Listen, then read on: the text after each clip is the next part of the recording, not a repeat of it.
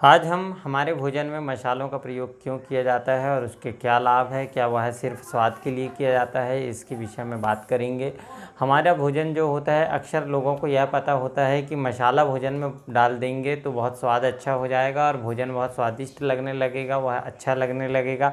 स्वाद की दृष्टि से हम मसाले का प्रयोग करते हैं, पर उसके पीछे बहुत रहस्य है। हमारे ऋषि मुनियों की खोज है कि वह किस प्रकार से मसालों का प्रयोग भोजन में कर कर व्यक्तियों को इम्यून सिस्टम को स्ट्रॉन्ग करने के लिए, रोग प्रतिरोधक क्षमता को बढ़ाने के लिए उन्होंने मसालों का प्रयोग किया है। तो मसाले एक प्रकार से इम्यून सिस्टम बूस्ट करने के लिए या रोग प्रतिरोधक क्षमता या वायरस बैक्टीरिया से लड़ने के लिए, हमें शक्ति देने के लिए इन सभी मसालों का प्रयोग हमारे आहार में किया जाता है, अर्थात भोजन में किया जाता है। एक हमारे जो भोजन में विशेष देखें तो हल्दी का प्रयोग किया जाता है। लोगों को लगता है कि हल्दी का प्रयोग सिर्फ मसाले का या फिर भोजन का कलर बदलने के लिए या फिर अच्छा दिखने के लिए हल्दी का प्रयोग करते, पर ऐसा बिल्कुल नहीं है, क्योंकि हल्दी में कुर्कुमिन तत्व होता है जो एंटीऑक्सीडेंट की तरह काम करता है और एंटीबैक्टीरियल होता है।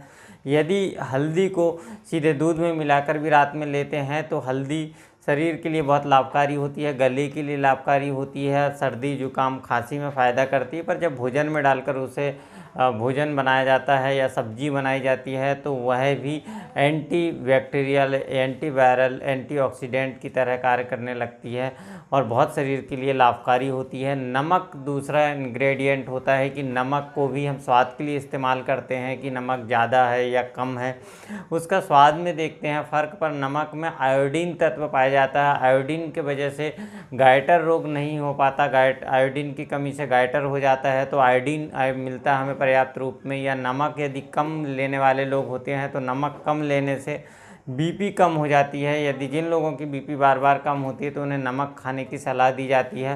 तो यह हमारे आहार में मसाले में प्रयोग किया जाता है ताकि नमक मसाले में ही डाल दिया जाए या भोजन में डाल दिया जाए तो उससे यह सभी चीज़ें मेंटेन हो जाती है। लाल मिर्च का प्रयोग किया जाता है, यह भी एंटीऑक्सीडेंट की तरह कार्य करती है, बीपी को नियंत्रण का कार्य करती है, कोलेस्ट्रॉल को नियंत्रण का कार्य करती है। तो जो लाल मिर्च खाते हैं तो वह बीपी कम हो रहा है या फिर कोलेस्ट्रॉल के स्तर को मेंटेनेंस करने के लिए यह प्रयोग किया जाता है। हींग डाला जाता है, हींग भी स्वाद में भी अच्छा होता है और यह पाचक होता है, भोजन को पचाने में सहायता करता है तथा भोजन को आसानी से पचने में भूख बढ़ती है इससे। हिंगवाष्टक चूर्ण भी इससे बनाया जाता है जिन लोगों को, या फिर भोजन में डालकर लेते हैं तो स्वाद भी बढ़ता है, साथ ही पाचन शक्ति बढ़ जाती है। जीरा में आयरन होता है, लोहा तत्व होता है, लोहा तत्व रहने से इम्यून सिस्टम स्ट्रांग होता है, आरबीसी का निर्माण होता है और लोह तत्व की शरीर में वृद्धि हो जाती है। इसी प्रकार अदरक का जो प्रयोग किया जाता है तो ब्लड सर्कुलेशन को यह मेंटेन करता है, ब्लड सर्कुलेशन सही होता है इससे, और बीपी को यह मेंटेन करने का कार्य करता है, कोलेस्ट्रॉल को नियंत्रित करता है। कई बार देखा गया है कि सर्दी जुकाम होता है तो अदरक लेने की सलाह दी जाती है, अदरक वाली चाय पीने की सलाह दी जाती है। तो इस प्रकार से हमारे ऋषि मुनियों ने अदरक को हमारे मसाले में शामिल किया है ताकि जिससे हमें स्वस्थ रह सकें, हमारी इम्यून सिस्टम को मजबूत रखा जा सके, हमें अतिरिक्त दवाइयों की आवश्यकता बार बार ना पड़े, हम निरोगी रहें, स्वस्थ रहें, आयु वाले रहें, लंबी आयु वाले हो सकें। इसलिए इस प्रकार के मसालों का प्रयोग बनाया गया है हमारे आहार में।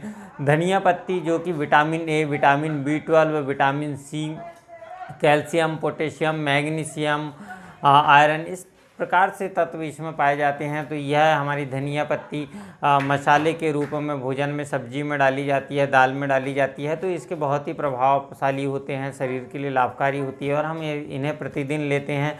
हमें पता भी नहीं होता है कि ये चीज़ें सिर्फ स्वाद के लिए ले रहे हैं या हमारे शरीर के लिए भी उपयोगी है, तो हम शरीर के लिए इनका उपयोग करते रहते हैं।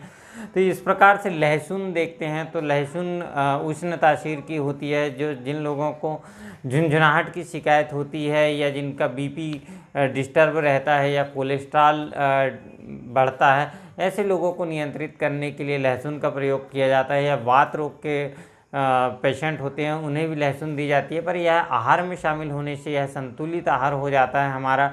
हमारे देश में अधिकतर लोगों को ज़्यादातर बैक्टीरिया, वायरस इन्फेक्शन एकदम से नहीं हो पाया जाता क्योंकि इम्यून सिस्टम स्ट्रांग होता है, क्योंकि यह हमारे भोजन में ही जो मसाले हैं वो इम्यून सिस्टम को बढ़ाने वाले होते हैं। इसलिए हमें यह सब लेते रहने की वजह से जल्दी बीमार नहीं हो पाते हैं और स्वस्थ रहते हैं। यह सभी कारणों से हमारे मसाले बहुत उपयोगी हैं और मसाले का महत्व हमारे भोजन में है।